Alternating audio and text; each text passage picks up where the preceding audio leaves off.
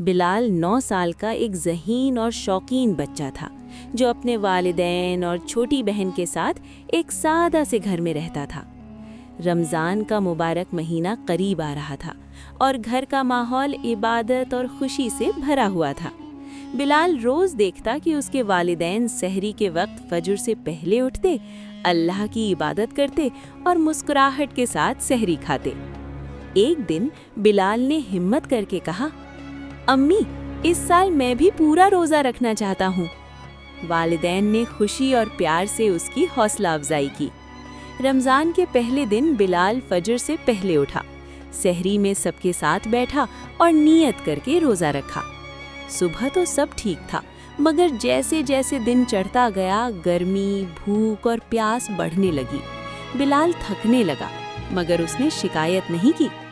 اس کی امی نے نرمی سے سمجھایا، بیٹا، رمضان صرف بھوکا رہنے کا نام نہیں بلکہ صبر، برداشت اور اچھے کام کرنے کا مہینہ ہے۔ ابو نے اسے قرآن پاک کی تلاوت اور ذکر میں اپنے ساتھ بٹھا لیا تاکہ اس کا دل مضبوط رہے۔ دوپہر کے وقت بلال بہت کمزور محسوس کرنے لگا، مگر اس نے خود کو سنبھالا اور اپنی چھوٹی بہن کو پڑھائی میں مدد کرنے لگا۔ اسے محسوس ہوا کہ دوسروں کی مدد کرنے سے دل کو سکون ملتا ہے۔ عصر سے پہلے اس نے ابو کو افطار کی تیاری کرتے دیکھا، کھجوریں، پانی اور مسکراہٹیں۔ بلال نے رمضان کی خوبصورتی اور گھر کی محبت کو دل سے محسوس کیا۔ مغرب کے وقت بلال نے شکر گزار دل کے ساتھ روزہ افطار کیا۔ اس نے محسوس کیا کہ یہ روزہ صرف بھوک برداشت کرنے کا نہیں تھا بلکہ صبر، عبادت اور نیکی سیکھنے کا سفر تھا۔ بلال بہت خوش تھا۔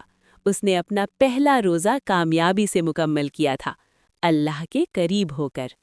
سبق: رمضان کی اصل طاقت صبر، ثابت قدمی اور دوسروں کا خیال رکھنے میں ہے۔